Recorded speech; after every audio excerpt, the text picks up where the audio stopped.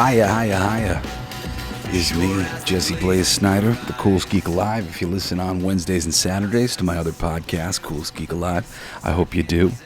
I am here. I'm a little late because I've been traveling and I was on vacation with my girl over the weekend for the 4th of July. And honestly, I've just been going through sort of a crazy spiritual upgrading. A lot of my spiritual path has been working with plant medicine. I was straight edge until I was 28 years old, and marijuana was recommended to me because I was a bit high strung, and it really did help me immediately. I had a lot of crazy anxiety, and smoking marijuana a little bit was a huge godsend for me. It became part of like my daily life for a very long time because it was essentially my ADHD medicine, my anxiety medicine, but I worked with it meditationally. I would smoke and kind of immediately go into meditation. You know, I've been working on different sorts of breathing modalities and different sorts of meditation methods for a long time. And the marijuana helped me to get even deeper into meditation. So when I got into more powerful plant medicine modalities like psilocybin mushrooms or ayahuasca, I was used to going into contemplation and inner silence when I would interact with these substances. Essentially, I was asking them to help me grow spiritually. And I have been using them for that sole purpose, really for the whole time that I've been using them. With the exception of marijuana, which I also used because I was suffering from chronic pain, so I was using that for body pain stuff. I also, through whether you want to say my ADHD or my high-functioning autism, whatever, I would get what's called task paralysis, where like I wasn't comfortable. There'd be things that I had to do, but I wasn't comfortable to do them, and I would feel kind of frozen. But the marijuana would free me from being frozen, and I would get a lot of work done, and I like getting work done. So unlike what most people see when they see somebody smoking marijuana, it's like we smoke and then we go lay on the couch and eat some Cheetos. That wasn't me.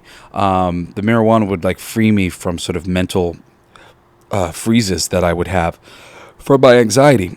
But with the exception of that, very much the focus of my pursuit has been communicating with the other side of things, communicating with my higher self, the spiritual guides that I've been assigned, just like all of us. I've talked about this a little bit before, but we're all assigned two main guides, a protector and a muse, who, in esoteric circles, they might explain to you that they come up to your left and to your right.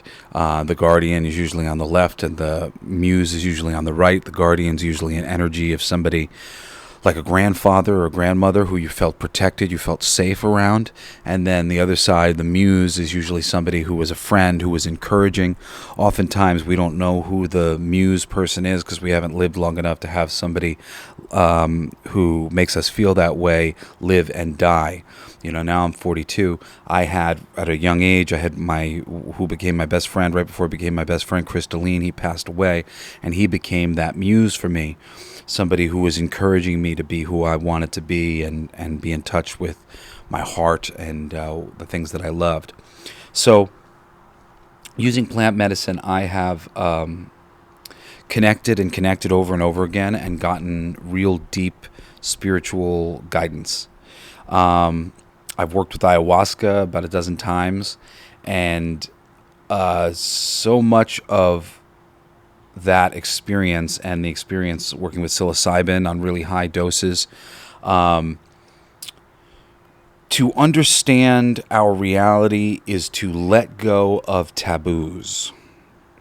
That might seem like a weird thing to be so important, But taboos are the things that prevent you from looking over the fence.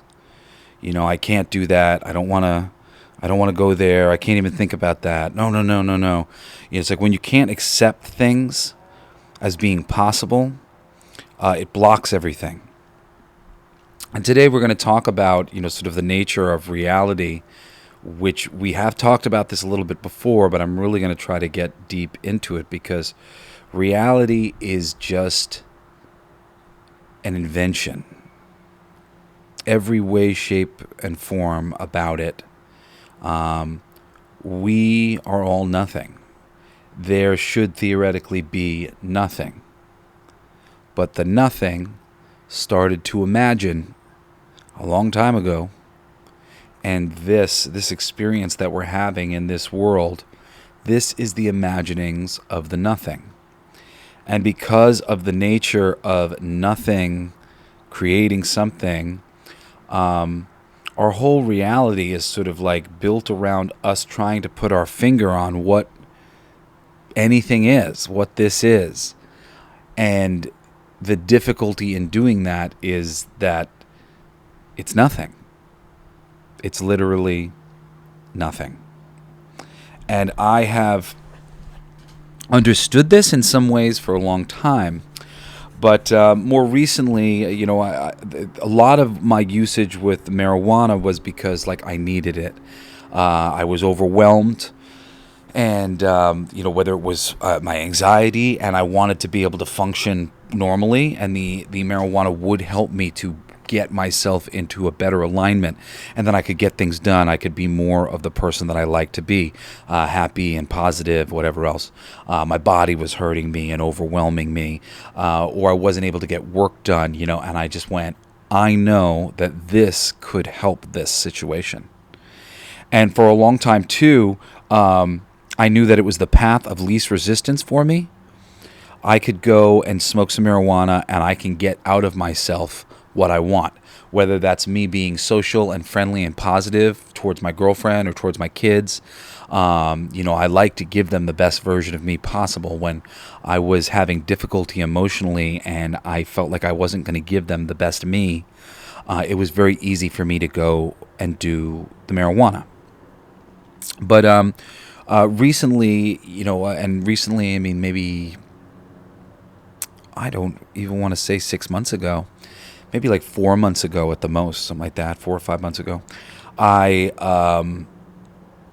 really made some powerful breakthroughs, and I don't want to distract from this episode, so I'll just say that I was able to really get my inner conflict under control, and I was guided, and when I say guided, I'm an intuitive person. I've always been very intuitive. The things that I'm really good at and that I do really well, they all are a product of my intuition. Problems that I have always been a product of my doubt, of me worrying about things.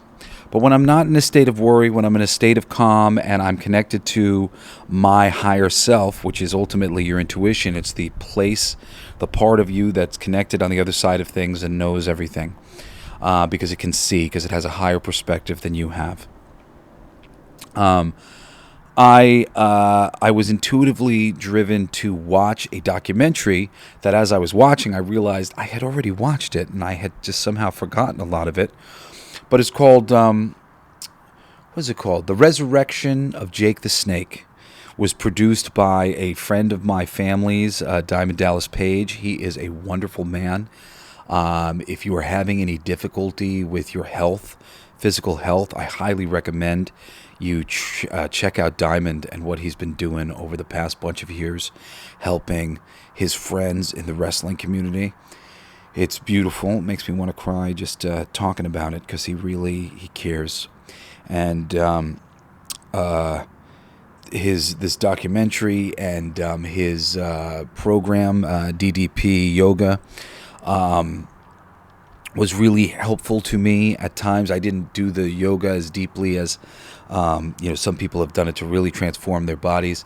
But still just working with it for a moment and changing my mind about a couple things by using it and utilizing some of his methods was really important for me. And I recommend his soul as a guiding post to body transformation and what we can do in this world. We do not have to go quietly into the night in terrible pain.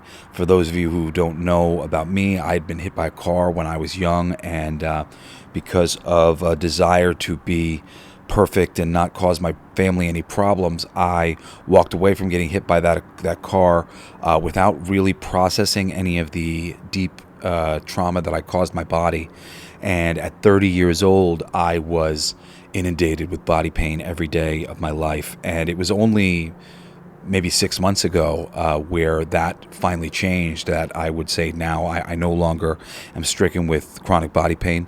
I may have an injury or two that I have been dealing with and working with for a little while, but even those are all getting better and better as I've gone through the spiritual part of healing myself, and physically got into the gym and started doing something very practically to help myself. And Diamond Dallas Page's DDP yoga, that's a worthwhile thing for you to do for yourself. If you're having trouble walking, having trouble turning your head, having trouble with your shoulders, having trouble in your body, yoga is an answer. And DDP's, Diamond Dallas Page's yoga setup is it's really good, very important for a lot of people who are injured. I'm very proud to know him, and yeah, I'm not like cry talking about it. Well, long story short, there. When I watched the documentary a second time, it wasn't until I was more than halfway through it that I started to go, I've watched this before. I've fucking seen this already. And then I started to go, why did my people want me to watch it again? But I had already kind of intuited why that was, because I was noticing something about Jake the Snake. And it was that he was like turning to alcohol for emotional support. He had a lot of insecurity about himself, a lot of similar, different, but similar ultimately to things that I had dealt with myself, feeling like I wasn't, feeling like I was worthless. And this is something that lots of people go through who are actually really worthwhile. People who are beautiful, people who are intelligent, people who are talented in ways that other people are not, people who are brave in ways that other people are not. There's a lot of ways in which this, what I'm about to talk about, tends to happen. The better you are, it's not the better it makes other people feel. Often, the better you are, the more insignificant it makes other people feel. And if you are a highly empathetic and emotional person like I am, you have sort of a weird quagmire that you go through where you want to be as wonderful as you can be for the people that you love. You want to show your mom and dad how great you are and that you've learned the right things from them and that you've been able to grow, and you can honor them in this way. You want to honor your friends. You want to honor your community. You want to show people how wonderful you are. But there is an inherent insecurity that comes up in the direct communities of those who really are able to do great things. So it seems counterintuitive, but the more powerful you are, often the more challenging that is for your father, for your brothers, for your friends. And somebody like me, and this is such a hard conversation to have, because I sit here as I say these things and I'm wondering, well, now is everybody who's listening going to be sitting there, oh, Jesse, he thinks he's so great. And I'll tell you, I've never really thought I was so great, because even though mushrooms eventually gave me some real practical perspective on who I was and what I was capable of and the level of work I was able to do and the type of man that I really was, my results were telling me a different story. My results were telling me that I was a bad man who was hurting people, who was upsetting them simply by existing the way I was existing. And my existence was driven very much by a desire to impress upon the people that I cared about that I was valuable to them, and that, it was basically sort of a connection between me believing that like that was how I deserved love. Like I deserved love by earning my keep, by showing that like, look what I did. I made this great music. Look what I did. I wrote this great script. I made this for you, so that I didn't write it to entertain me. I wrote it to entertain you, and I wrote it to entertain other people. And I want people to read it, and I want them to think, oh my goodness, I'm so grateful that this exists. I'm so happy that somebody took the time to make something like this for me. This shows me that they love me, right? I just wanted to show everybody how much I love them. But the more you do that, the more you often push up against the wounds of the people around you. And similarly, when you get into this plant medicine, working with plant medicine, and really, if you really are listening to what the medicine is trying to tell you, you will often come away having broken some taboos which are holding back the people around you. And when you start going into the world acting as if those taboos don't exist, it really challenges the people around you, because they're still living in a reality where these taboos absolutely exist.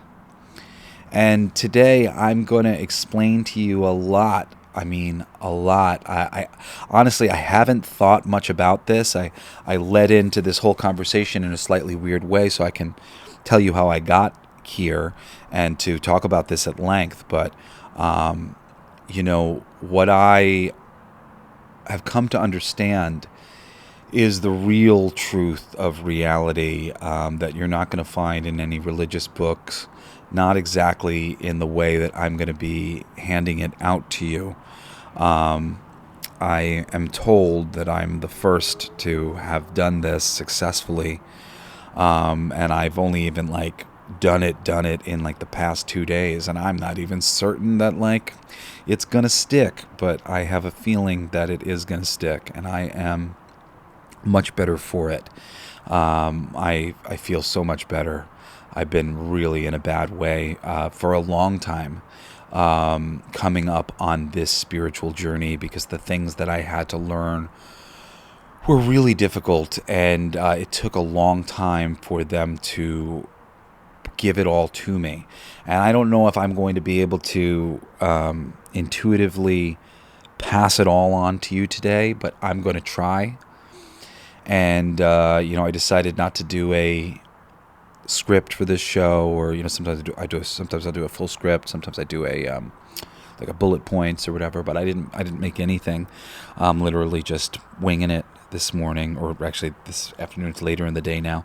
I had a really good sleep last night. If you've been listening to the show for a while, I haven't been sleeping very good since I quit marijuana regularly. So after I had watched the Jake the Snake Roberts documentary, I recognized that need that he was having, that energy of I need to go check in with alcohol because I'm feeling insecure about who I am and where I'm at. I saw that in myself. And like I said, I had been doing a lot of work to kind of quiet my mind and quiet the outside influences that were being sort of inflicted upon me energetically, because I could sense them. I could feel different energies that were coming towards me, and I was letting them really destroy me for a long time. When I saw the Jake the Snake documentary, I realized that I didn't want to be in need of something anymore. I wanted to figure out how to handle my existence without the necessity of marijuana, which I was using as a crutch to some degree. I don't remember exactly how long I went before I brought marijuana back into my life but in a balanced way. I think it was about a month and change later. So I quit for a month and dealt with all the withdrawal things and whatnot. But I had shifted my mind. My mind did not want to have marijuana anymore because I, quote, needed it. That was a very important shift for me to make. However, I knew, and I kind of always knew, and this might be a very inflaming thing for you guys to hear, but abstaining from anything completely means that that thing has some sort of power over you. Being able to find your way into balance with a thing, with all things, is ultimately the higher good for everybody. So I know there's plenty of you guys out there like, oh, Jesse, don't tell me to have a drink or whatever. You must change your mind so that you're no longer drinking because you need it, drinking because it's an escape. If you can truly change your mind like that, alcohol, drugs, whatever, like, it's not going to hurt you anymore. It hurts you when the power is outside of yourself and you don't know, what to do without it. Now, that's not to say that there's recognizing a power that something has is positive. When I would smoke only occasionally, I would have the deepest meditations. I would have the equivalent of ayahuasca experiences on marijuana. And I knew that that was the case. When I would take a little bit of time off and then I would smoke, I would be so inspired. I'm a songwriter, and I would just be able to channel music. I mean, like, in the past 4 months now since I stopped, in just I think maybe I've smoked like 5 or 6 times total. And I have channeled probably 40 of the most incredible songs. Most of them are pieces of songs. Some of them are fully formed, but I mean, beautiful. And more than just beautiful songs that are energetically written from a beautiful place, but the lyrics and the energetic meaning, like what is there that I've channeled through being in these states, which are just, deeper states of meditation, deeper states of receptivity. I have been able to cross major thresholds. Now, like I said, a month later or something like that, I started to smoke, usually just once a week.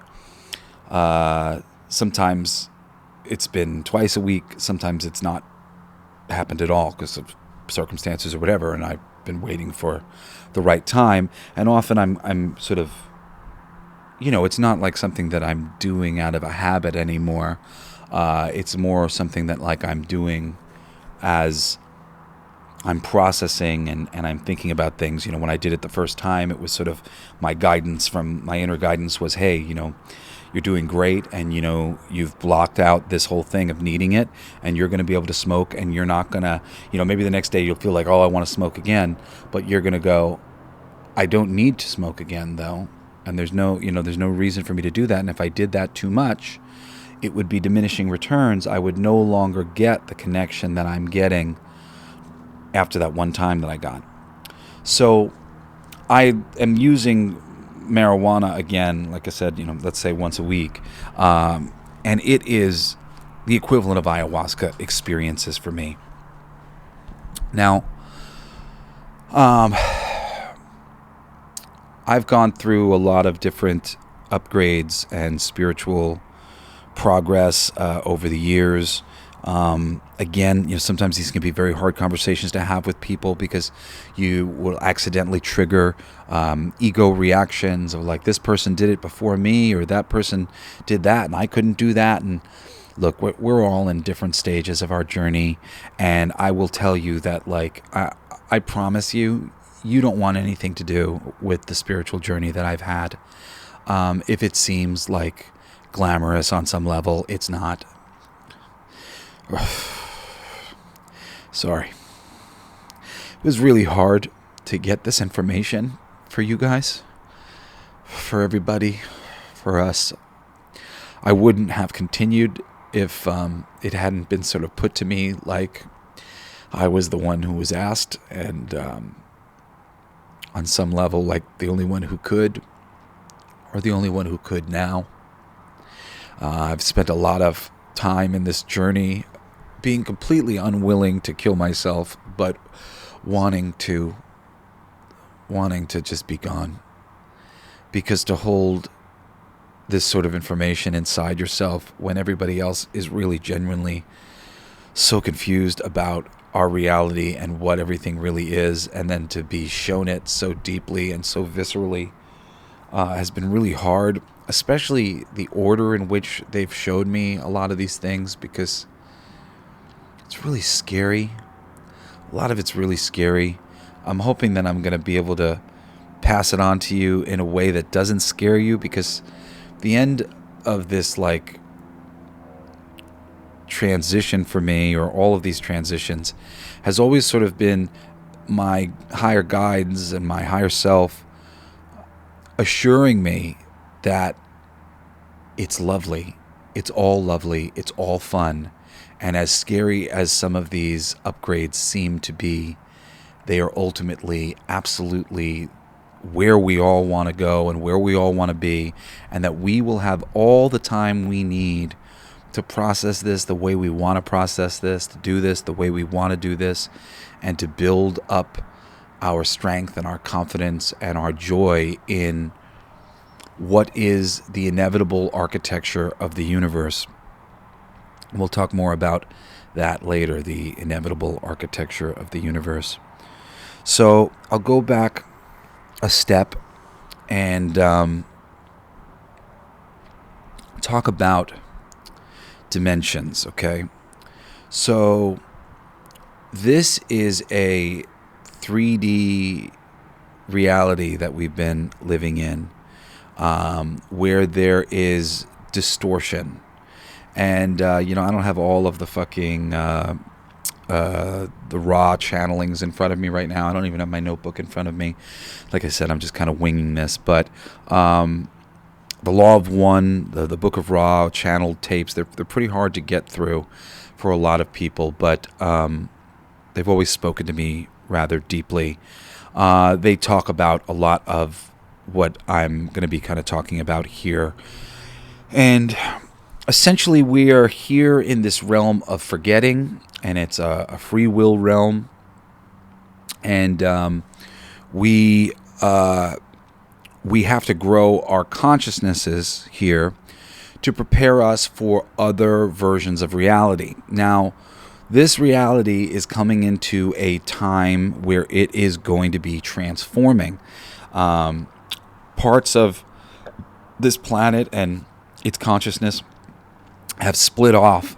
The parts that could not grow and could not raise their vibe, they have split away. And now we are heading off with those that were capable of raising their consciousness to a certain point. And I believe we're still, kind of breaking away from this other bit of consciousness that was holding us back in a lot of ways. This whole realm is a realm of great trickery. And I mean, when we get towards the end of this thing, you're really going to see how great the trickery really is. But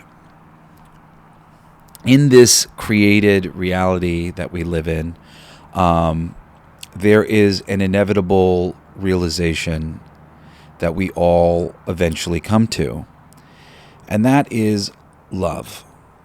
And why do we come to love? Well, because literally everyone and everything that you see, interact with, touch, is on some level you. It's the exact same energy that you have come from, just in another form. And when I say you and energy, I mean God. And when I say God, I mean the totality of everything. Everything exists within this thing that we'll call God. And we're going to talk about what God is and what reality really is and what you really are in just a second. But ultimately, if you think about it just in these terms, God is the fish tank that we are all in, and God is the only thing that exists, and God has given life to us as an avatar of itself. So God is experiencing reality through you, through me. So if I'm God experiencing reality through Jesse, and you're God experiencing reality through Steve, right? We are here together, staring right back at each other through God's eyes. I'm having the Jesse experience, he's having the Steve experience, but we're both God. So for me to be ill to Steve, for Steve to be ill to me, would be a terrible misappropriation of energy, because we're the same being. And because of that, on the other side of things, when we die, when we pass on, and you might have heard about this in various capacities, but some people struggle with the idea of reincarnation. And there's a lot of different ways to look at the reincarnation. There's a lot of ways to look at reality, and we're going to get to that in a little bit. We're going to have an accounting, because I'm going to see everything that Steve did. Steve's going to see everything that I did. And from this higher perspective, we're going to take an accounting of like what we did to one another. And we're going to go, I didn't really like that. And then they might go, well, I didn't really like this. And I go, okay, well, what can I do to make this up to you? And they go, okay, you could do this. What can you do to make this up to, how do I make up my part to you? Well, what if we did it like this? And then we're going to come back and we're going to arrange things so that we can work out the fucked up math, the improper alignment that we were representing when we weren't recognizing each other as one and the same. I'm God, you're God, let's be cool to one another. Right? So what is it when we're realizing that, oh, I got to be cool to you? There's only one thing, and it's God, and God has made all of these things. Well, we love God. I'm God. You're God. We're all God. I should love you. You should love me. So what do we realize? We realize love. So the next dimension, the fourth dimension, the physical execution of the fourth dimension, is kind of the easiest one to get to, because it actually doesn't require a lot of growth or learning. I mean, there's some, but really it's like because like you can forgive and get over to this place without even like really truly forgiving. You can still have residual resentment and residual things, but you can overall go, I understand the worthiness of forgiveness, of love, that it is me, that this person is me, just having been configured differently, different math, different experiences. But because I know in my bones that they are ultimately me, I can figure out that like I would behave exactly like them in the same circumstances, because I am them.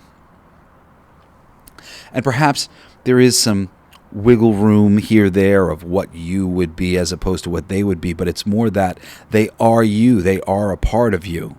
So even if, say, you might have a better track record or whatever, but they still are another version of this exact thing, and are you really going to fault them for making a mistake? You maybe didn't make that mistake, but you'd make a different mistake because you're you, and you're this unique version of this God energy that's been given to you.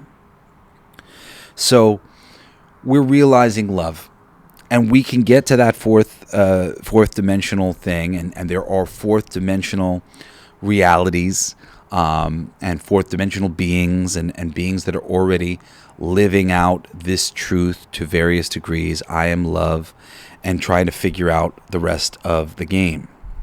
Now, I got into the love dimension, and I think that my graduation of the love dimension, which like I was in the love dimension, I guess, for a very long time. I'm assuming that it was a very major meditation that I had when I connected to my my muse Chris, who had been my best friend who passed away. Now my muse has shifted out for somebody else because Chris embodied himself in the body of my youngest daughter, Parker Pride. How do I know that? Don't ask. Lots of weird synchronicities and signs that pointed me to that conclusion, and deep meditations where they told me as much and told me that I have new people who had been assigned to me. But I had a meditation where my whole body had like gripped into this almost like the fetal position while I was meditating. My fingers, it hurt so badly because I had a lot of injuries. And I think I've told this story before, but I've been reading a lot of different books on yogis and Buddhas and stuff, and hearing all these stories about things that were happening to them in meditation.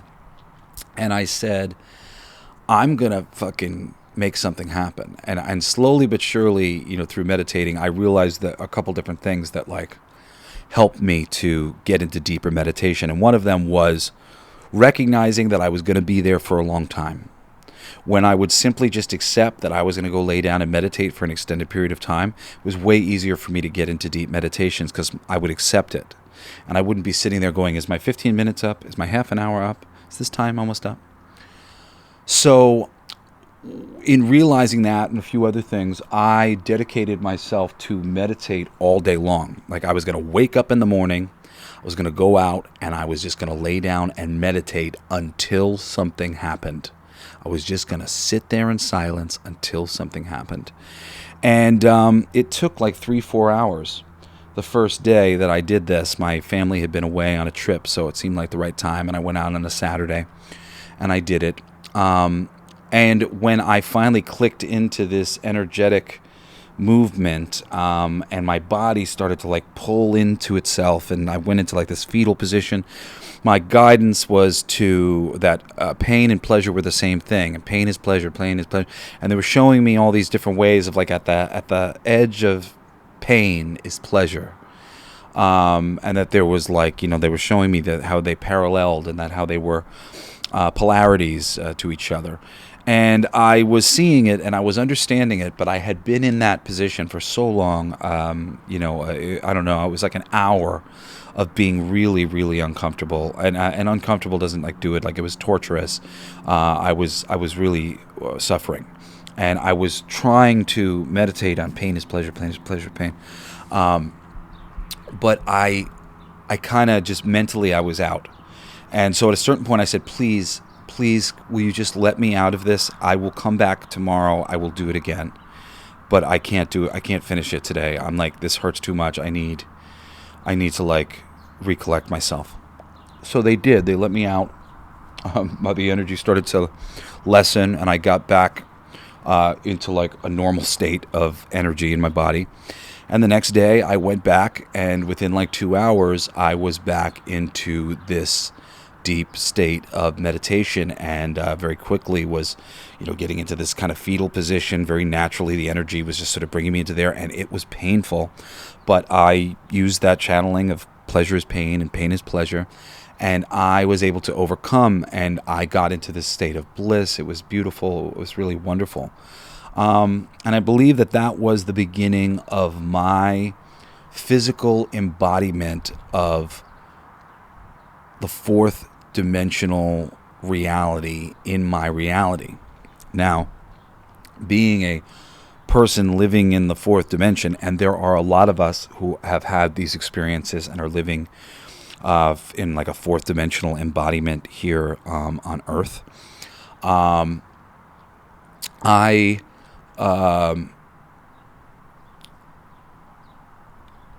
There was positive things about this, but as I had learned, and I don't remember when I learned this, the problem with the fourth dimension is when we love, we tend to love rather hard, and there's a problem in the fourth dimension with self-sacrifice, with people loving others so much that they actually hurt themselves in order to express their love. So like I said, getting to a place of fourth dimensional Oh, live and let live. Do unto others as you would have them do unto you. You are me, so, and I am you, so I should love you, and I should try to just be in this loving place all the time.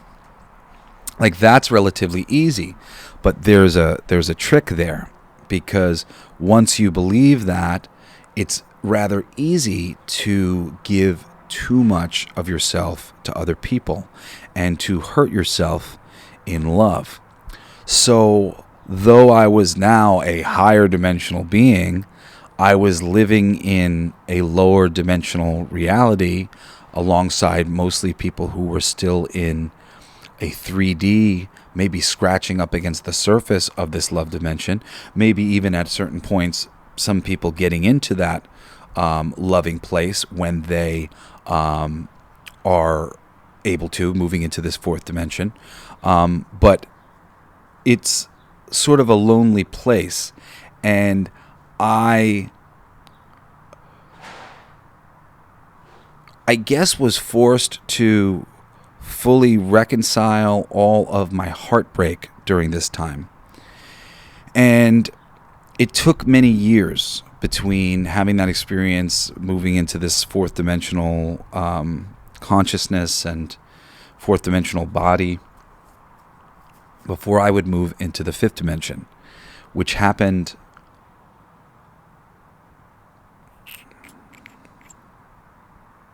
a bit more than a year and a half ago. So I had, so everybody's experiences, they're most closely connected to your parents. So please try not to read into anything that I say here, because it's really if I could keep this as private as I would, every little bit that could potentially embarrass or indict my mom or my dad, I would, because they don't deserve any shade being thrown at them, and this isn't that at all. I love them so much, but as we develop ourselves and our personalities, they're very much based upon our parents and our parents' personalities. We choose them before we come down. We like them. We like the look of them and what they're thinking and where they're at, and we want to come and be a part of this game and play the game with them. Now,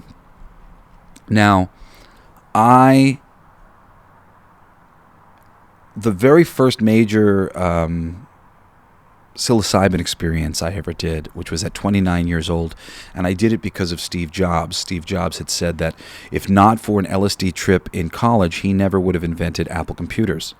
And I found that to be a profound statement, especially as somebody who was straight edge like me. I was straight edge until I was 28 years old. And he's like, this drug made him invent that, because I was a big fan of his, really liked the way that he thought. I was impressed with his mind. And when I had such a positive experience with the marijuana, I decided to start reading about LSD, and then psilocybin mushrooms came up alongside that a lot. And the more I read about the two of them, the more I liked the sound of the mushrooms, and I decided to do the mushrooms instead. And the mushrooms began to open me up completely, to the idea that, we were all just minds, that we were brains, and this was a physical execution of a mental, something that was thought of, and then this is the physical execution of something that was imagined. And these are things that I've spoken about, on earlier episodes of the show, so some of you guys shouldn't be too surprised, but, we're going to get into this a little bit deeper as we go. So when I had that psilocybin experience, I realized that my love and my joy was infinite, and that my aggravation and frustration on earth was finite, and significantly, completely dwarfed by the infinite love that was within me, and the infinite love that I had for my parents. And I basically forgave them for anything that they might have ever done to me, or said to me, or any mistake that they might have made. I forgave them immediately. However, I really wanted to talk about it. I wanted to open up the floor, I wanted to get over it with them. I needed them to understand why I had seemingly been behaving erratically. There was things that had happened that had changed the way I was behaving towards them. And I wanted them to understand that, like, I loved them. I always loved them. That was always what I was about, but because of confusion here, there, I started behaving differently because of this confusion or that confusion. And I really wanted, I wanted them to know. Maybe there was a part of me that, like, wanted them to know what they did to me or something. But really, it was more like I wanted them to understand me and my journey that I had been on. And that it's weird because, like, when I did try to talk to them about these things, it really blew up in my face because I would trigger them.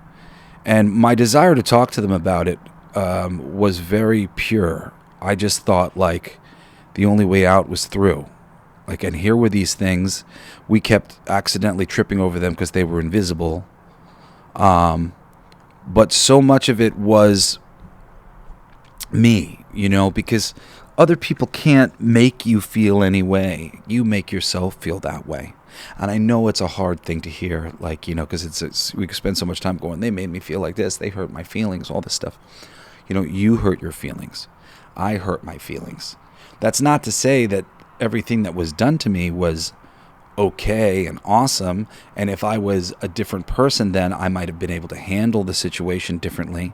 The situation might not have ever happened, but it was a combination of my energy and their energy, and then how I reacted and how they reacted, even down to me going, oh, there's some problems, but I forgive them and it's okay, but I want to talk to them about it.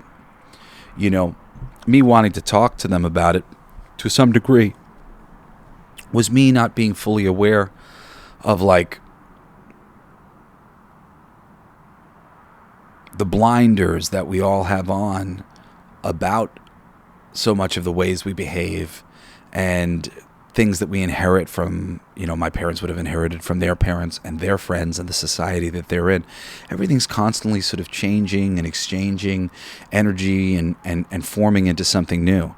And it really takes the individual to go and do their part. One of the songs that I had channeled somewhere along the way was talking about how we're all capable of carrying ourselves, but, like, don't ask us to carry you, because, like, if we have to carry you and ourselves, that might not be doable. But I can carry myself and you can carry yourself. And if we all just carry ourselves, and if we're all just taught to carry ourselves, the whole creation, lifts up. And it might seem, well, sometimes people need help. Absolutely, sometimes people need help. Why do you think I'm doing this show? But at the end of the day, I'm just going to, like, lift you up for a moment, and then I'm going to put you down.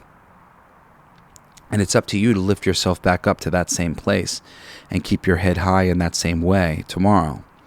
It's like that classic quote, catch a man a fish and he eats for a day, teach a man to fish and he never starves again. It's a powerful quote. It's important. So I had to go through a long period with my family and life in general of learning how to love without getting upset when the other people were still behaving, let's say, a little bit more 3D. When I was sort of handling things better and better ways than I had previously, maybe sometimes it was appreciated on some levels, but it didn't change what had gotten me to that point where I went, there's all these things I want to talk about. In theory, if I was still that person, I'd still want to talk about those things. I don't. I don't want to talk about them anymore. I see them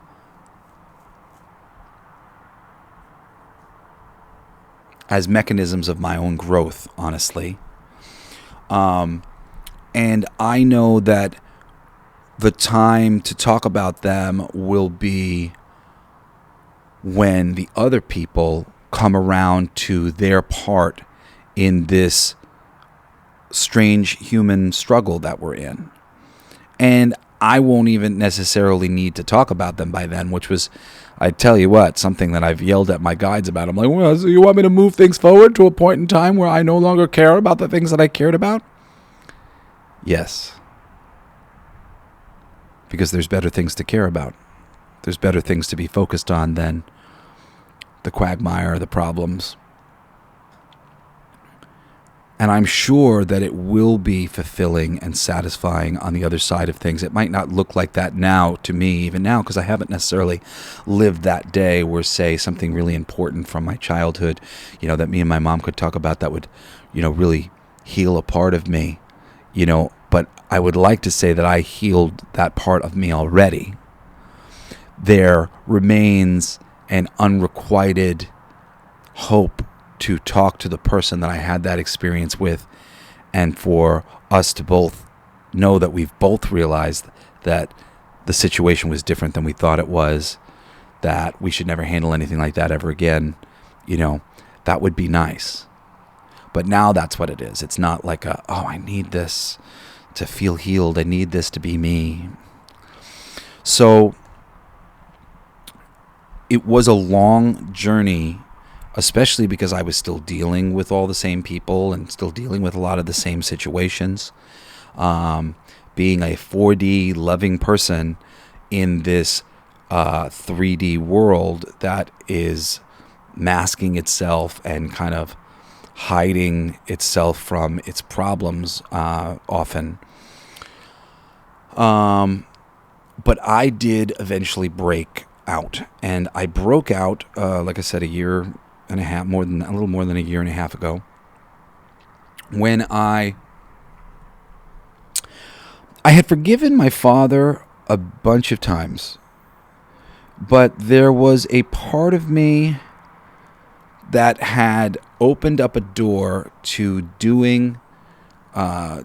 being successful the way that he had been successful, which was through a lot of spite and anger. There were people who had treated him badly, and he literally had a list of names of people who had said fucked up things to him, done fucked up things to him, told him he couldn't make it, do whatever, and that he was out to show them wrong, prove them wrong. I'm going to show those motherfuckers. And there was a lot of different ways, and I mean, like, lots of things. I have one good example just because, like, it's been resolved, and my father's given me nothing but compliments and praise in recent years. But like at the time when I did the psilocybin mushrooms for the first time, and I realized that I loved my parents and I wanted to work things out with them, and had been driven a little crazy by some things that I didn't feel like I could communicate, and I just felt like I needed to communicate with them. When I tried to call my father and tell him about the how wrong everybody was about plant medicine and what an upgrade to my intelligence the medicine was, like not only were they not stupid, this was like the smartest thing I'd ever done for myself, was taking these mushrooms. I realized so many different things about my perspective in an instance. I remember, something simple, but like I had an action figure city and I had Batman sitting on, well, not sitting, but standing on one of the rooftops. And I reached down, under my city was all these bins that had other action figures in them. I reached down to get something from one of the bins. And as I stood up in front of Batman, this little 6-inch action figure Batman, I really, my eyes like look at him on top of the building. And now the scale of Batman is like proper. Here's 6-inch Batman on this little, 2-foot building or whatever it is. And I looked at him and I said, you're not bigger than me. And that may sound like a weird thing to say, but I'm a professional comic book writer. And in my mind, I had decided somewhere along the way that the only way to demonstrate my greatness as a writer was to write a definitive Batman story. And in that moment, seeing him on the roof of this action figure building, this toy building, I realized that he was just a little idea. He was an illusion. That he wasn't bigger than me. That he didn't represent something that was a bigger concept than Jesse Blaze Snider. And I wanted to share this stuff with my father so badly. My dad was an intellectual, or at least I felt, he and I used to have a lot of intellectual type conversations growing up. And that was like some of my favorite things to talk to him about was like real stuff, God, reality. And, this was when I was an atheist and agnostic. I didn't believe in anything. When I did the mushrooms, it opened me up to the fact that religion, while dogmatic and often led astray in one way or another, there was fundamental aspects to it that were real. And so many of the people who I had thought were stupid fools were not. I was the fool. I just hadn't experienced anything to connect me back to the source of all things. And that day I did. And when I called and I tried to sort of tell him that I wanted to do mushrooms with him, he freaked out on me. I think we did this on shout out to my brother's show. He's got a new show called Acid for Squares. He used to have a show called The Awakened Underground. And on the early episodes of The Awakened Underground, they had my father on, and we talked about this whole story and this journey. I think there's a voiceover of me talking about, my experience with psilocybin and calling my parents, and my mom laughed at me, which I understand her laugh more these days. Apparently, she didn't mean to mock me. She just kind of thought it was funny, and I can see that perspective of why she thought it was funny. Her son doing mushrooms, calling her up, going, "Mom, you got to do these with me," which is basically what I did. But my dad, it really crushed me at the time. It was hard for me to do this in the first place, but I did it, bravely, did a lot of research. I did it intellectually. And I remember him yelling at me, my son, my own son, like trying to get me to do drugs, which to me kind of suggested that perhaps my father's actually had some decent friends of his try to suggest as much to him in the past, and that it had been hard for him to say no to them. And then like here, his son, even harder person to sort of reject.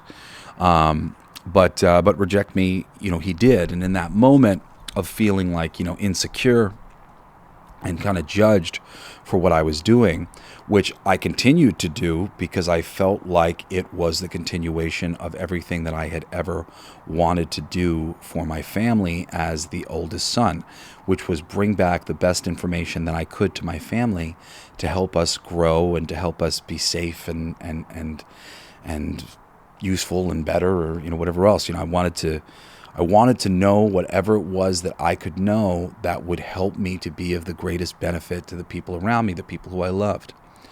So as I continued this journey and as I tried to sort of fix things with my family, which was, of course, at the time, fixing things with my family was me needing to talk about all the things that had gone wrong or gone awry, that had led me to a place where I felt less than emotionally secure or supported with them. But of course, that wasn't meant to be. And a lot of my journey then had to become getting over everything on my own. I spent a long time getting over everything on my own, but there was a little piece of me that was losing myself and losing my motivations for doing things, because I had been very motivated by my family and proving my worth. So when all of a sudden me raising my consciousness and being the best version of myself, or trying to be, was being completely misunderstood by them in a lot of different cases. A good example would be like my divorce. I divorced my wife, and there is some major ancestral trauma in my family regarding divorce. My grandfather, who just passed away, he had divorced my grandmother, Jeanette, and it was a devastating experience for my mother. The idea that I would do this same thing and break up my family in the same way that her dad did, even though I'm a very different person and it is a different situation, it just felt very similar for my mom, for my dad.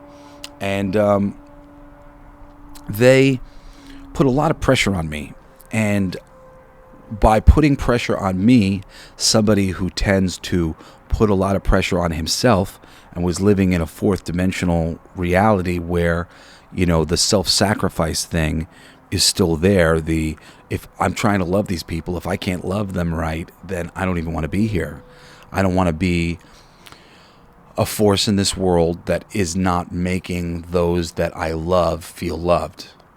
However, those that I loved, the majority of them were not in this same energetic vibration as me, and were still had other things that they had to wrestle with in order to get to a similar place as me.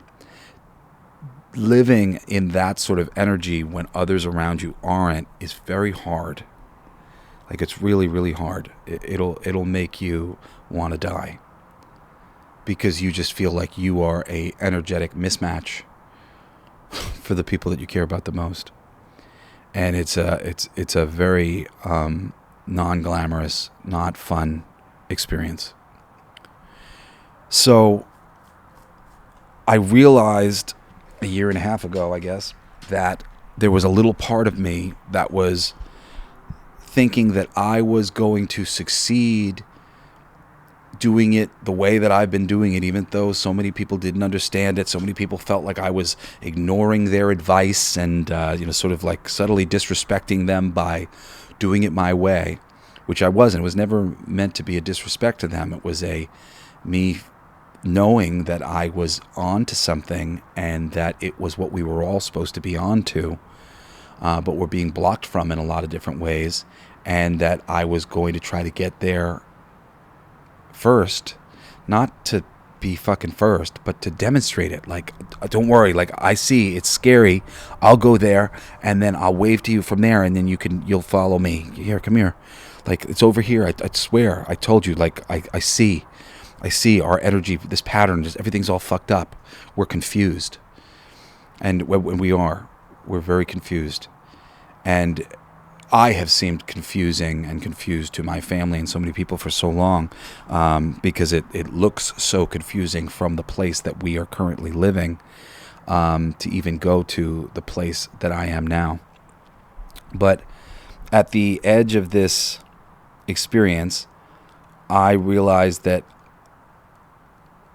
I didn't want to be motivated to make music or do anything to spite my father. I remember I told you, that was how I learned from my father how he had succeeded.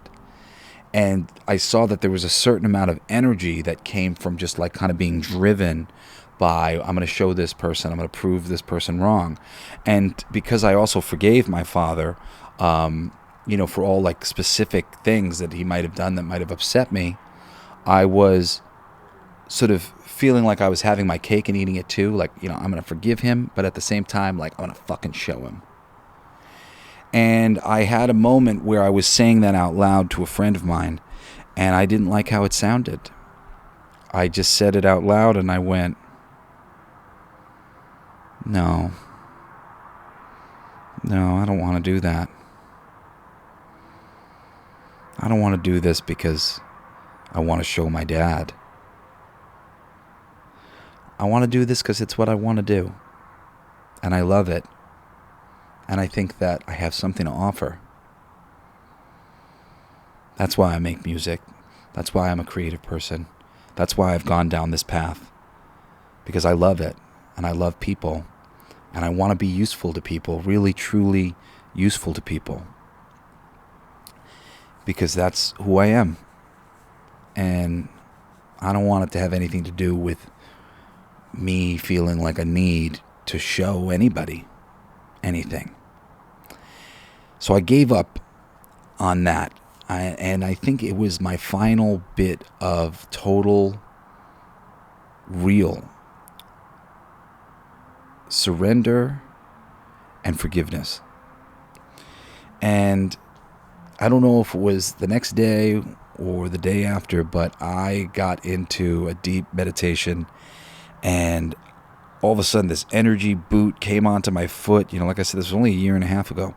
Energy boot came onto my foot, and like I was like basically brought into another state of awareness, of physical consciousness.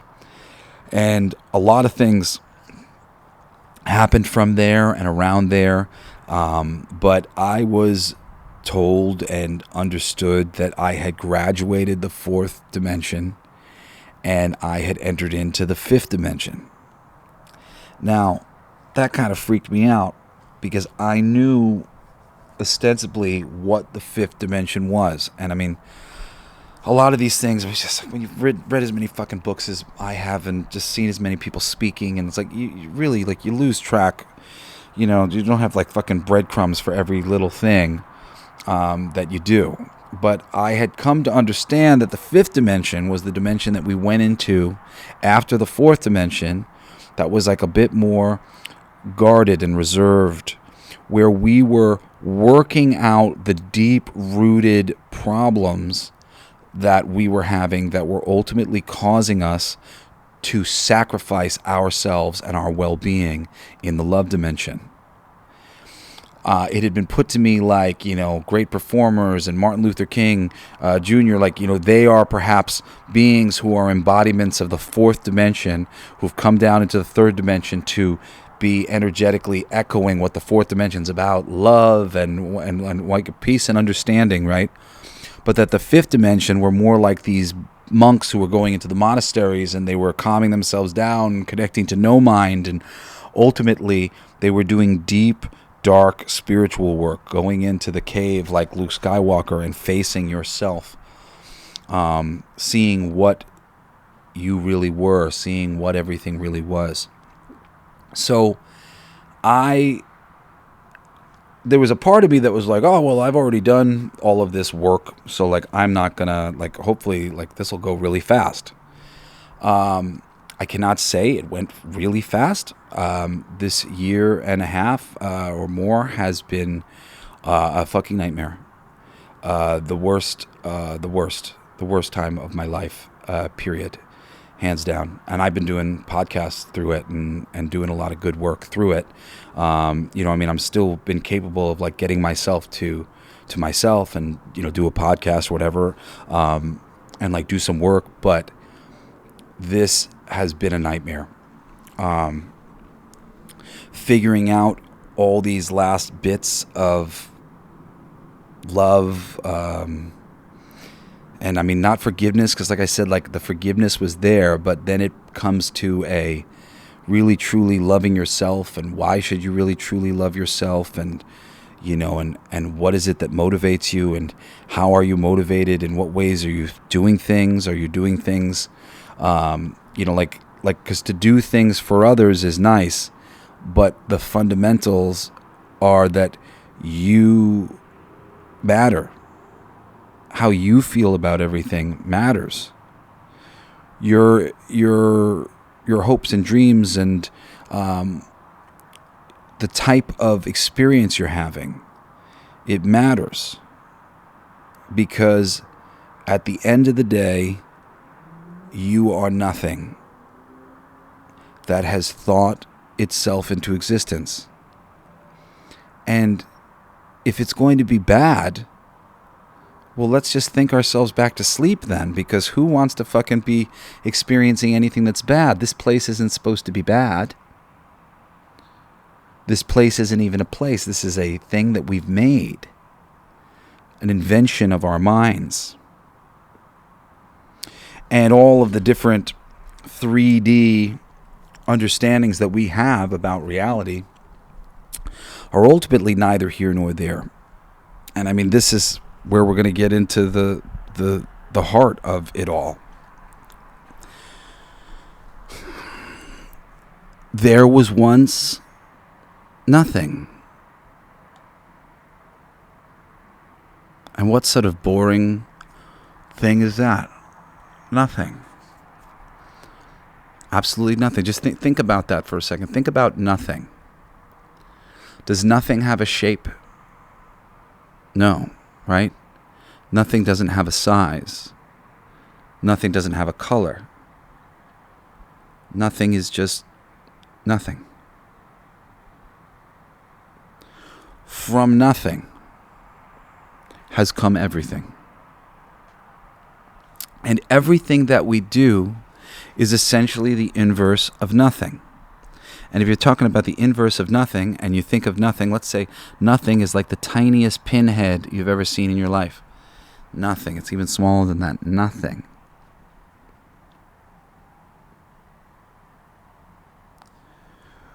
Reality is essentially pointing at it.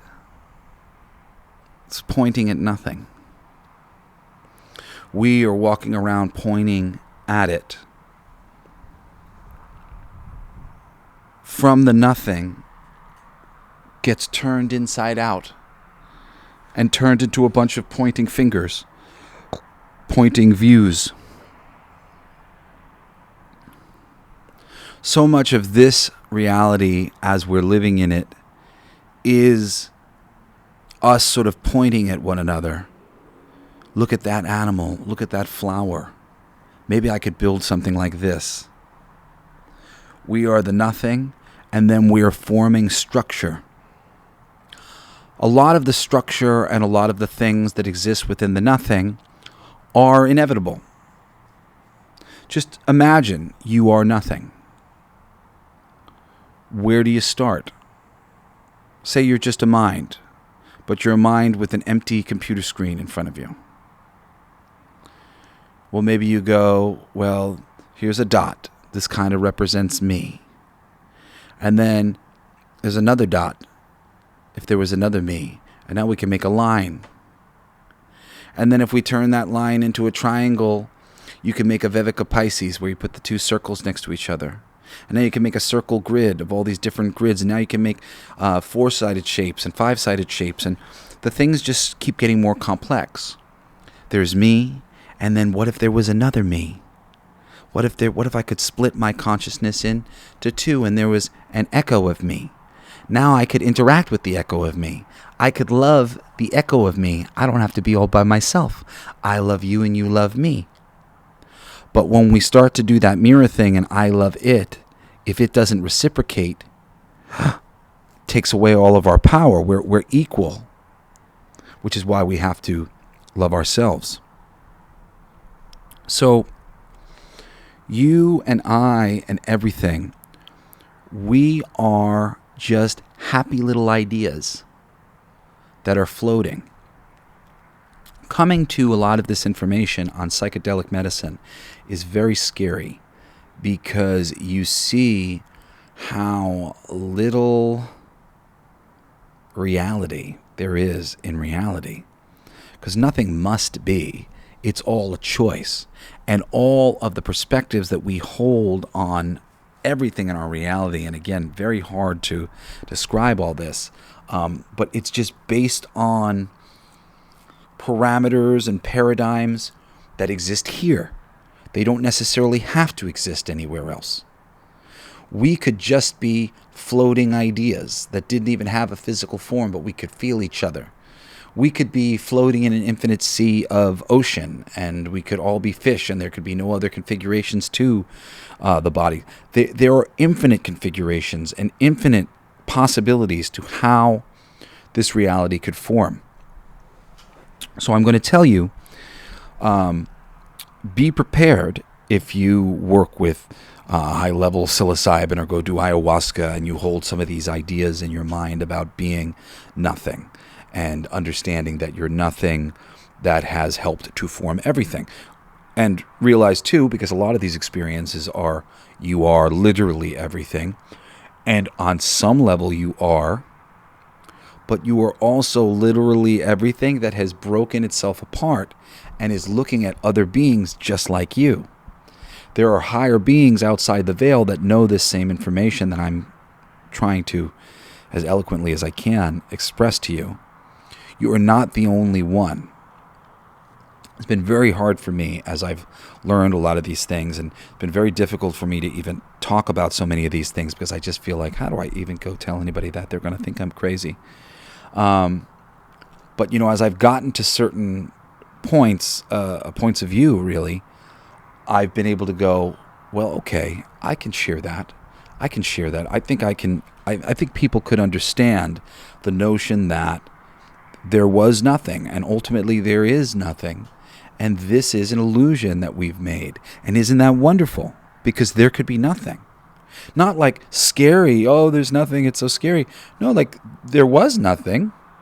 And we didn't even have a perspective on the idea that that would be scary. It's only scary now that we've made some things and that we've been experiencing things to go like, oh, well, man, imagine we got rid of this. This is so great. It'd be scary to get rid of it, wouldn't it? It would be. Because this is wonderful. This is much better than nothing. You know, when somebody says it, oh, something's better than nothing. It is. it is. Something is better than nothing. From that perspective, isn't it sort of like a thing where you go, man, this torture that I've been under, it's not so bad because it's something and it could have been nothing. I know that it seems scary, but on the other side of this something that was perhaps a little harrowing is the possibility for better that didn't even exist until a very strong possibility for worse could be shown. So that is really what I've been here to tell you today. I'm already like an hour and 15 minutes into this show, but I feel like I should add a little bit more to it and try to like sort of bring it back to where we are and, you know, the full reality as far as I can express it to you. In the beginning, there was nothing. That nothing came alive with thought. And we are the execution of the nothing, its hopes and dreams. As it's been expressed to me, God is not interested in our worship. God is interested in our self-realization so that we can be God on earth in this physical creation. Because essentially God is holding us here. You know, like we're in God. And I have had glimpses of being God in meditation. And let me just tell you, you do not want to be God. It sucks. You don't want it at all. This being is seeing all of reality from all possible perspectives at all time. You know the thing I said of like we're kind of like turned inside out, pointing at the nothing, trying to figure out what the nothing is, because the nothing is the tiger, and the nothing is the rat, and the nothing is the human, and the nothing is the plant, and it's the chair. It's nothing that we're pointing at. That we've taken nothing and we've turned it into things that we can imagine. And the way in which perspective works is very strange, like difficult for me to express to you. But I'll say that everything works on a lot of different levels.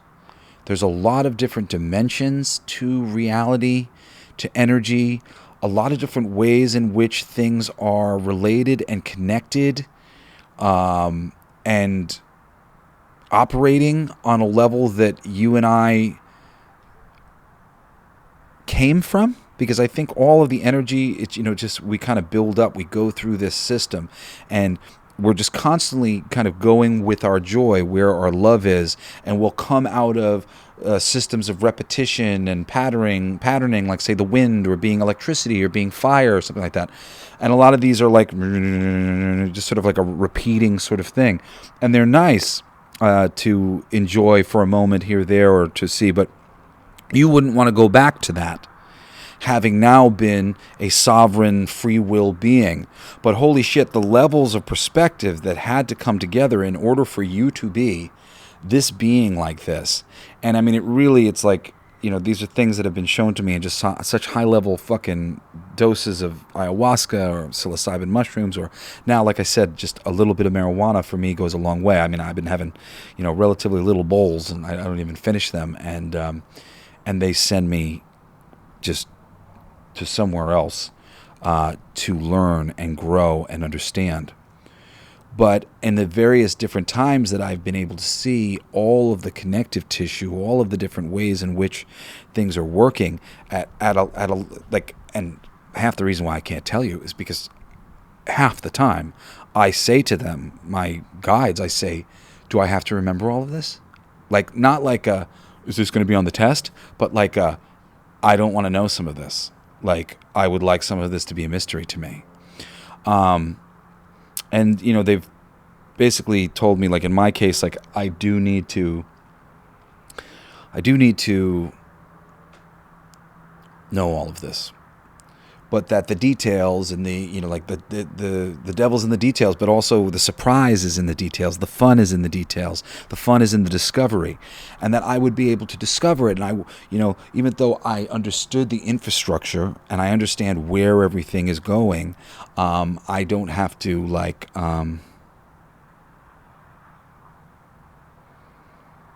spoil everything that would stop me from enjoying it, and that I'm going to have all the time that I need to enjoy it, that we're all going to have all the time we need. There was a song that they had channeled to me, which I had a hard time singing, because it was basically, the words were, you're going to get all the time you need with all the ones you love. You're gonna get all the time you need with all the ones you love. And even to say that was like, it doesn't seem like that. That seems like a terrible promise that I'm making to people, kind of thing. And they were like, but you will. The consciousness keeps coming back. You are going to get the chance to fully express and fully experience everything that you need. So don't get too nervous when I tell you the different things that I'm about to tell you. Because, what is this, Jesse? What is this that this big picture piece that you know? Well, what I know is that we have been breaking ourselves up into little aspects of ourselves.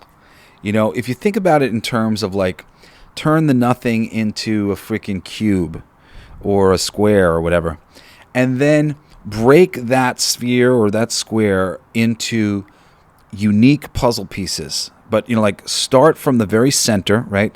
And then think you've got like a southern quadrant, and you've got a northern quadrant, and you've got an eastern quadrant and a western quadrant, and you've got a back quadrant, and I don't know if quadrants is necessarily the way to go. A bottom half, a south half, and a north half. Sorry, I'm like the words that I was using were not properly articulating the picture that I'm trying to paint for you. But take that cube and start cutting it just mathematically the way you might cut something, drawing a star, through this thing to break it up into pieces. And then break up all the different pieces in all the different places into kind of equal puzzle pieces. So there's like a left and a right version of, say, the back left quadrant and the back right quadrant. They're like the same pieces, except they face different ways, right? And then there's another polarity on the other side when you go into the front two quadrants. You are made up of a ton of different pieces of yourself. I should say reality is made up of a ton of different pieces of itself that it broke apart uniquely. So you are out in the world and you're experiencing north, and you're experiencing south, and you're experiencing east, and you're experiencing west. And based on what your direction is, based on what your mathematical position is going to be a lot of how you are interacting with all of these other beings. There are so many different ways to interact through music and language and sex, and they're building things, making things. But all of the building things and making things, everything is just us doing what we've been doing from the very beginning, which is we're nothing and we're imagining something. So from that wholeness of imagining, we broke down the wholeness of us being a nothing that started to imagine, and then we broke ourselves into little pieces to experience all of the little possible configurations of the self that we've imagined. And the self that we've imagined is sort of inevitable. Because, like, what do you do? Can you think of something other than a point from this nothing? Well, it could have edges. It could be a square. It could be a triangle. It could be there's a whole bunch of shapes that you can make, right? And you can make some lines, and you could make different sort of patterns, right? There's all different ways that you can imagine texture and spatial separation, right? But even that's a concept, space. You're over here, I'm over here, we're right next to each other. If we're the only two things in existence, we're right on top of each other. But if we want space, that's something that we're inventing, right? So space and time, these are all ways in which we get to experience everything. You know, being outside of time on some of these high-level psychedelic experiences that I've had can be very scary. Because God is just sort of existing and experiencing all of this stuff at once.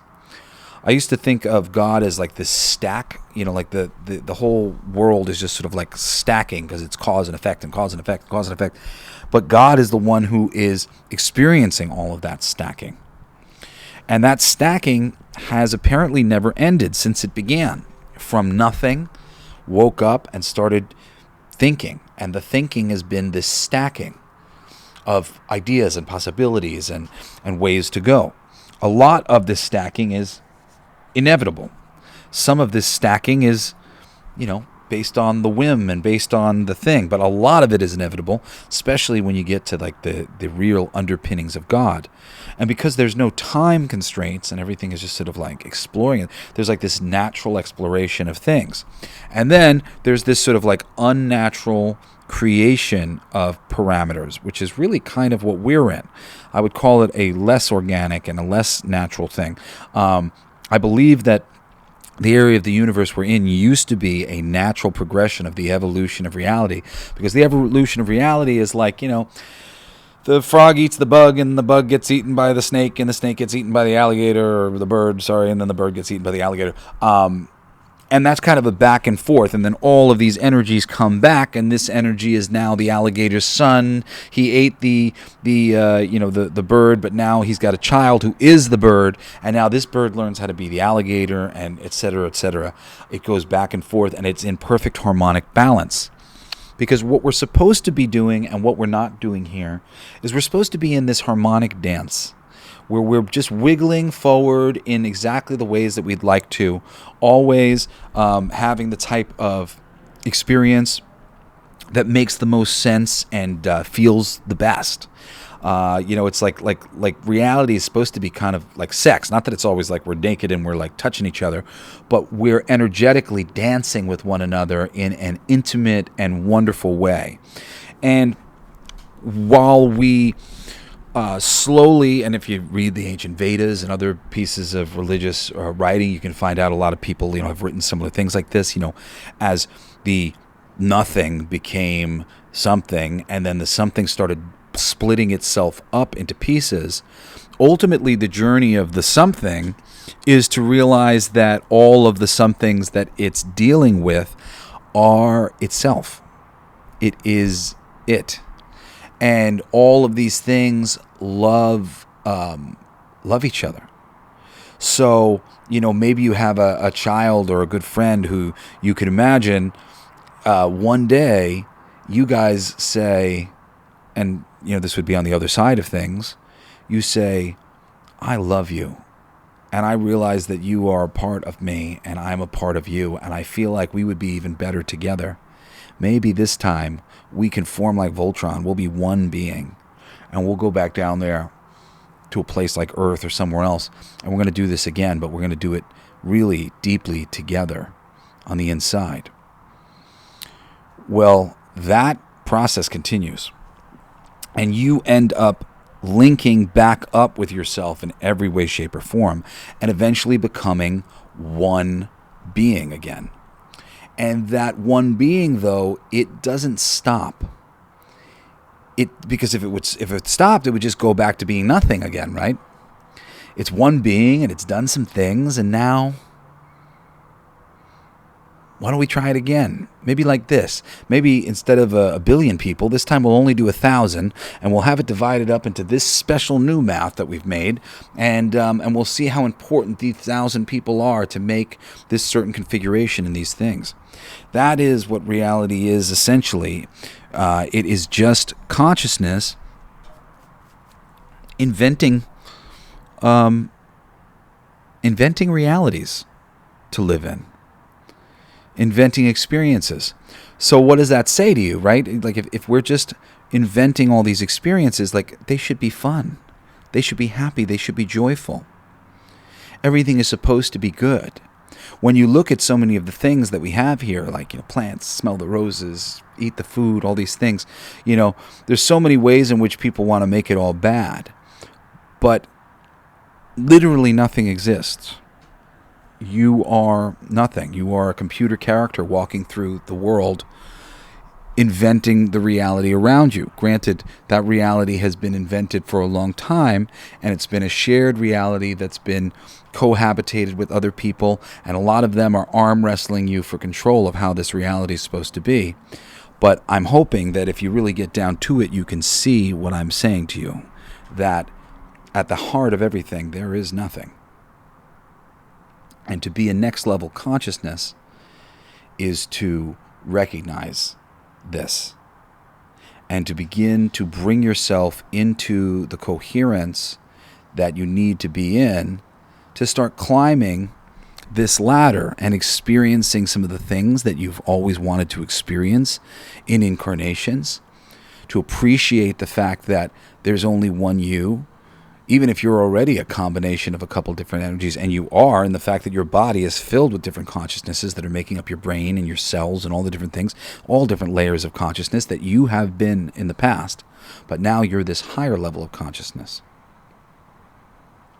Now, just to, it's going to take a second to end it, but like to wrap this up, I just want to talk to you about some of this 3D architecture that we have made here, because this is meant to be remade, the physical experience that we're having especially, but the behind the scenes mechanisms of what's going on here.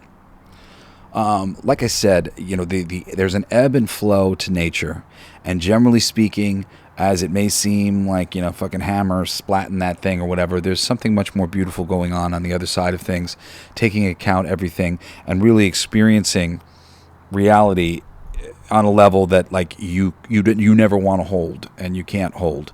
Like I said, I've experienced some of these states of consciousness a few times, and I don't recommend them. I don't recommend them. But they got me here. So, and you know what? I mean, like, after the fact, it's cool, but Jesus, seeing them fucking sucks. So, we have basically been at war with one another for a long period of time. As I was telling you, the other side of consciousness, you get in there, you talk to the other people that you had problems with. You guys see each other as one being. You see, you get the perspective that you need to understand, like, how you were adversely affecting them, how they were adversely affecting you, and then you work it out. But we come down here, and this illusion is thick, and we have had wars, holy wars, just ridiculous disagreements with family.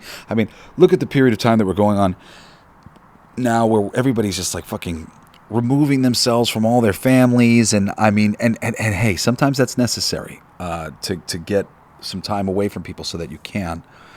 But ultimately, what's happening is we're having wars with people in other lives, and then we're reincarnating in families with them, and we have fundamental problems with them that we don't even realize exactly where these fundamental problems come from. But we have unresolved energy, and we end up at odds with them and in fights with them and challenging each other in ways that we can't even begin to understand. The truth of it all is, though, you are just the mind of God. You are a creation of nothing. Nothing has a perspective on you, but you in particular have a perspective on it. And God is experiencing itself through you. You understand what that means? God is experiencing itself through you and through everything. So there is this fundamental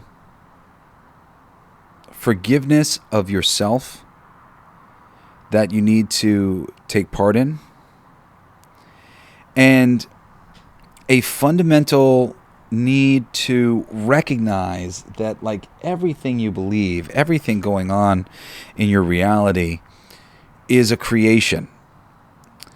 I have had a pretty strong belief that, like, I needed to suffer in order to achieve. Famously, my dad's band, Twisted Sister, would come out to "It's a Long Way to the Top If You Want to Rock and Roll." Before Twisted Sister came out on stage, that song would play.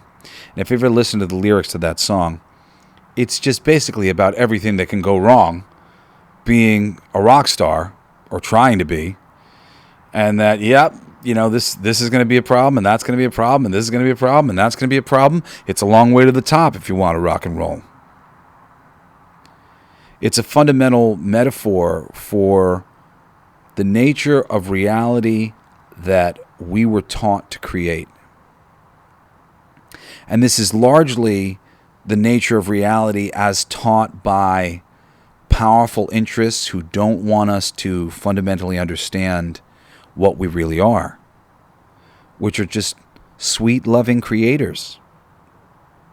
And I know you may go out into the world and say, but Jesse, I see people who aren't necessarily sweet, loving creators. Yeah, they're out of balance.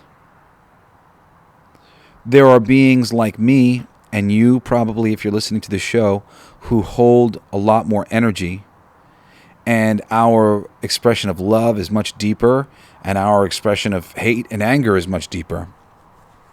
And then there are people who have less energy available to them, and they can find themselves to balance easier than us and just be floating on top of the wave, nice and easy.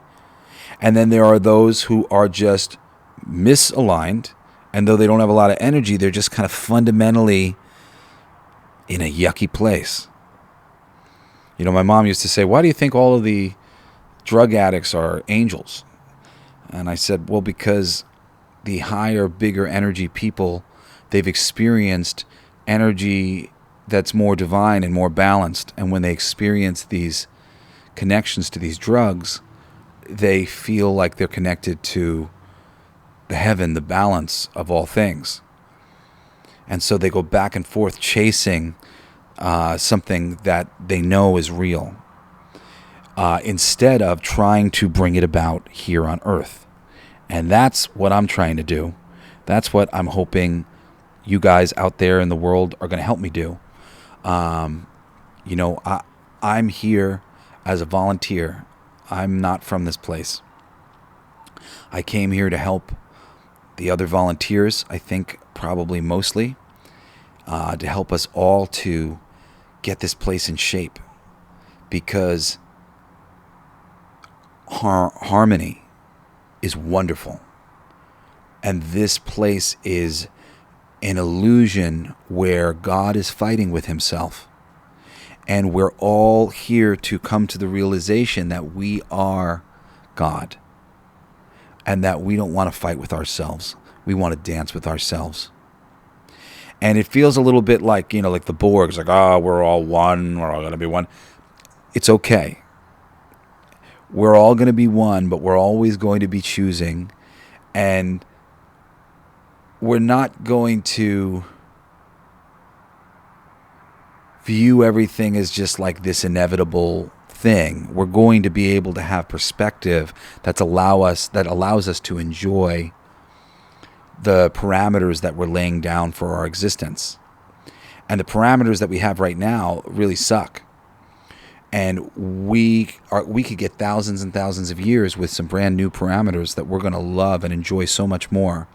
and have a higher perspective on everything that we're experiencing, a higher perspective on death, a higher perspective on pain, a higher perspective on adventure.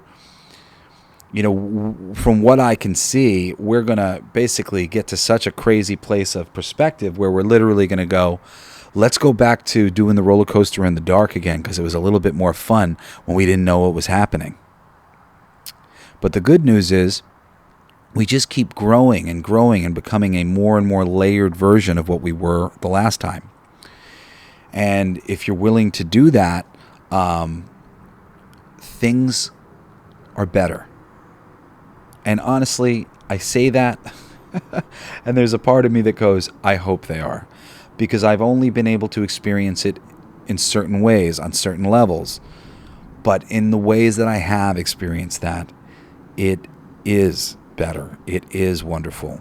Unfortunately, it's hard sometimes to appreciate the good that's come from your spiritual awakening whilst you're still dealing with some things that you don't consider so good, that you don't appreciate. The fruits of your labor haven't exactly come in yet because there were some things that needed to happen first, because timing is important, because everything is being choreographed on the other side so that we can get out of this ugliness that we've been in for a long time. I don't know. I feel like I'm maybe wrapped up in talking about this.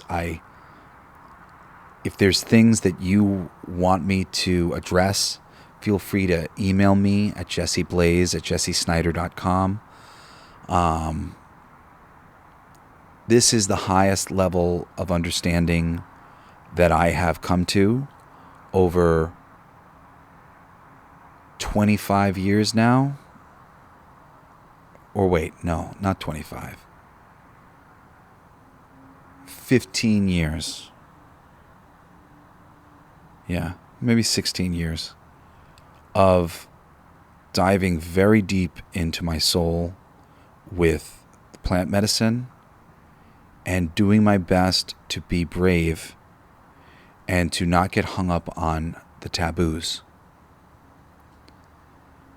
I'm really happy to have come back around to kind of what was my original conclusion from the very beginning, which was that I was just a sweet idea that happened to have a body.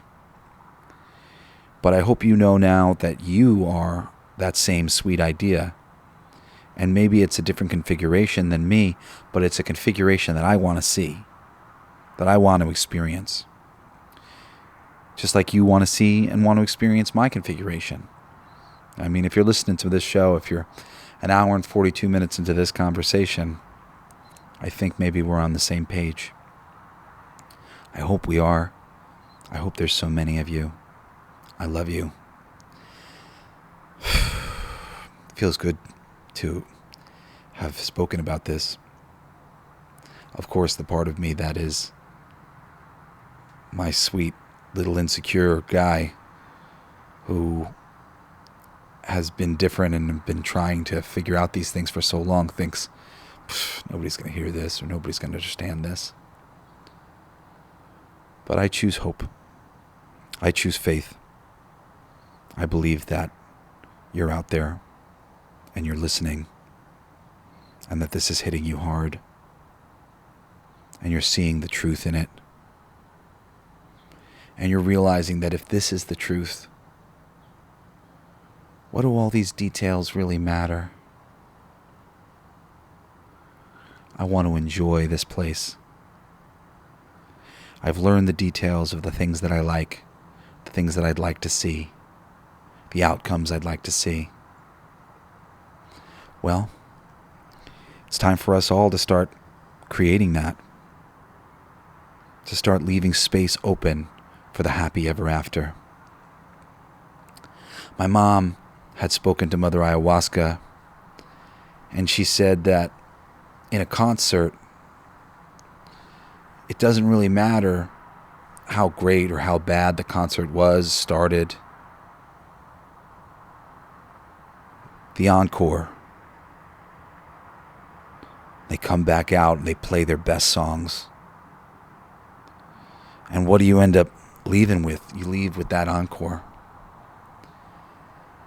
And I believe that together, we are all going to write such a fucking encore for planet Earth. You guys aren't even going to believe the possibilities for what we could turn this thing into. Living on a planet with other races and new animals, King Kongs and Godzillas, Titans, experiencing every aspect of reality that is possible all at once from a higher perspective, getting to live out and experience things that we have only read about and heard about. The sky is not the limit. The limit is the sky. And when you don't see any limit anymore, as I don't, there is no limit. And I have been assured, assured by God and the other side of things that it's great. It's wonderful. We shouldn't be suffering. We shouldn't be so freaked out. We should just all be living in the peaceful knowing, faithful understanding that there is a higher force watching this all. And we are a loving creator being rolled through the various ideas that we have had for what creation could be like. And that's pretty cool. Not only is it not just this life is the end, but there'll be more and more and more. And we're going to do it with our friends and family. And I guess that's really the last thing I'll say, because that was the scary thing to me. When you go on some of these medicines and whatnot, and you kind of see yourself as all things, and you're like, I am just a fucking automaton. And on some level you are. But you also have earned your perspective. And that perspective on loving other aspects of yourself and wanting to spend more time getting to know those aspects, getting to work with those aspects, it's coming. That time is coming. You're going to have all the time you need with all the ones you love. I love you so much.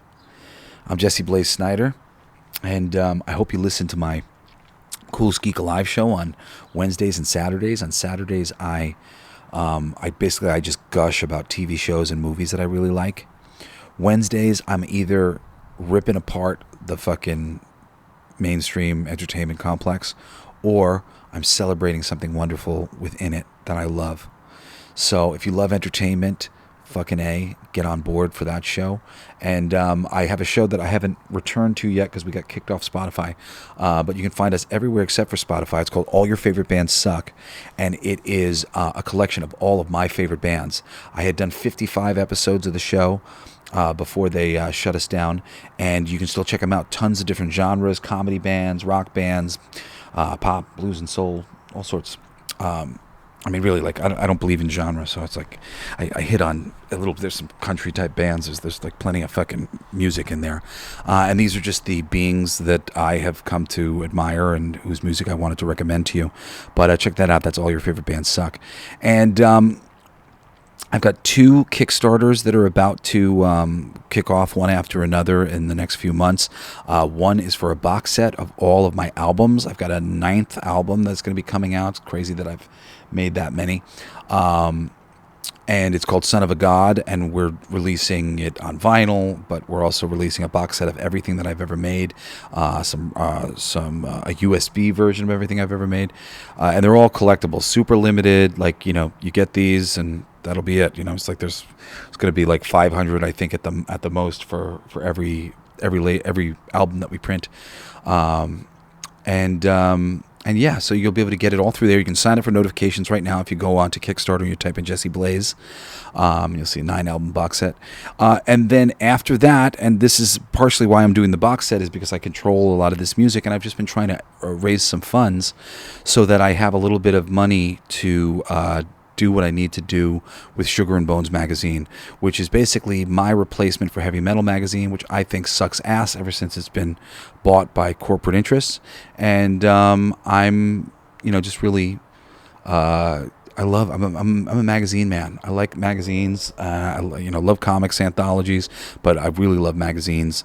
And I'm working with some of my favorite people, Digger Mesh and Aaron Sparrow, and so many more. Steve Kurth and Todd Blackwood. I fucking love my people. Lydia Barres. It's just a collection of some of the most wonderful people in comics, some of the most brilliant creative people, and I'm so grateful to be able to work with them all. So I hope you'll sign up for notifications for that too. Again, that's called Sugar and Bones magazine, and both these things you can go on to Kickstarter and you can find. If you type in my name, probably both of them will come up. I am working on our website right now. There's like a ton of different things that I'm working on. Like I said, I've been going through a really crazy upgrade of all of this shit.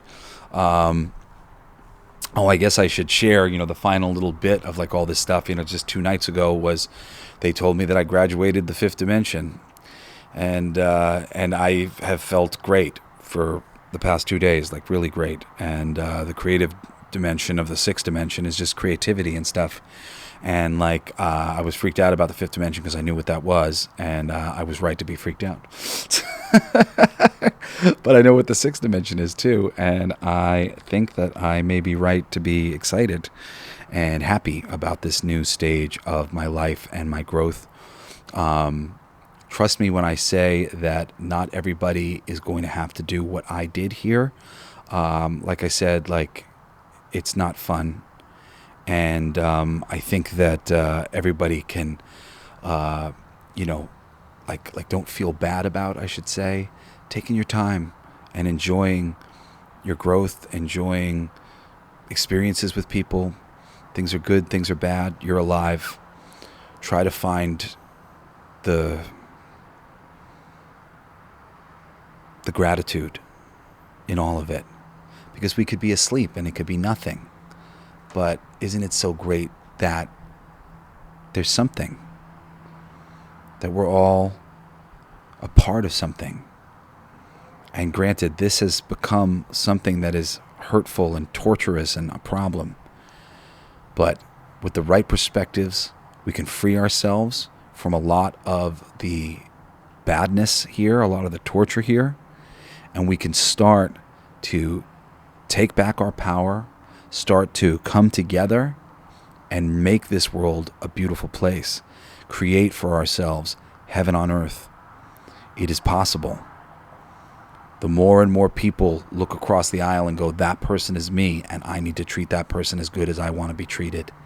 The more we can do that, the more we can stop fighting and arguing about various things, about various religions, about science as a religion, about the LGBTQ community experience as a religion. We're all just ideas, guys. And all of our ideas are going to be different. And we can't beat each other up for holding the ideas that we hold, because it's our experience and our perception that guides us to the next thing.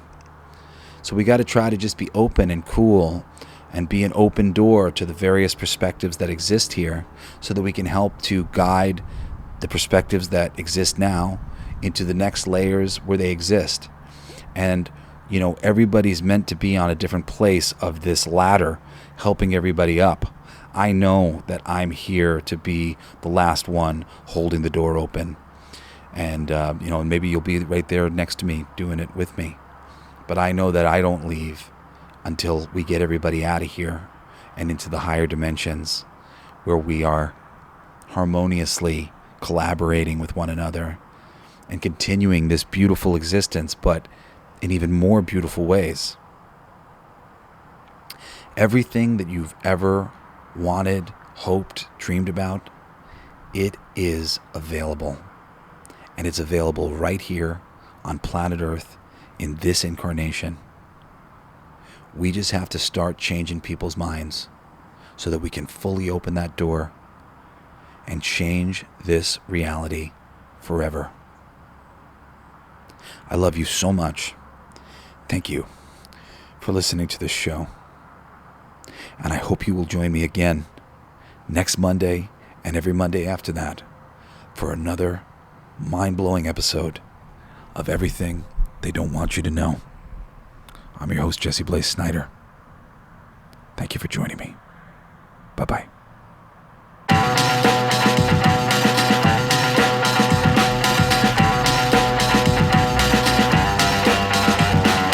There's something in the water. There's something in the air. The proof is all around us. It's not a matter of time. Sure as the blaze in your eyes. I sense a subtle shift. Instincts I can't resist. Weary